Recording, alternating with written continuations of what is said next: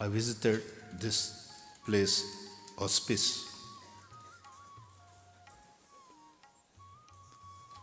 Those who are near to death, they are taking very good care of them so they can pass away very peacefully. અને આ બહુ મહત્વનું છે.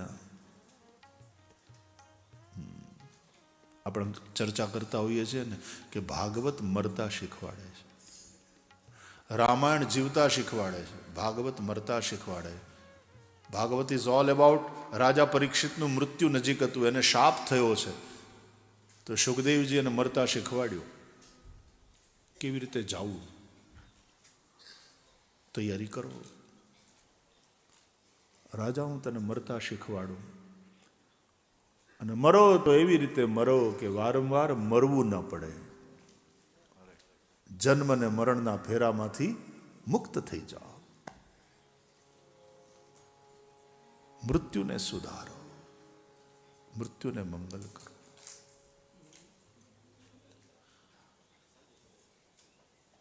આજે મેં વિઝિટ કરી, મારે મૌન હતું, એ બધું સમજાવતા હતા. ભાઈ આવ્યા હતા ને આજે અહીંયા, એનું અભિવાદન પણ કર્યું. એટલો આમ મને એનો ઉત્સાહ ગમ્યો, એની ભાવના ગમી. કેટલું સારું કામ ચાહે છે.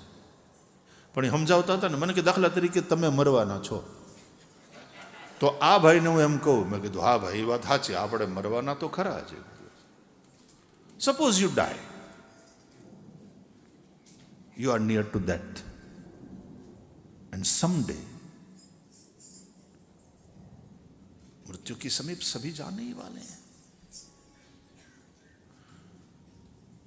और वो दिन कल भी हो सकता है, अरे वो दिन अभी हो सकता है. जिंदगी का कोई भरोसा है क्या?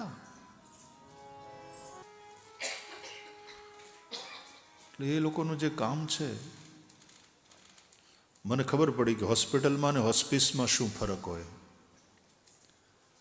બહુ સરસ કામ કરે છે, અચ્છા લગા.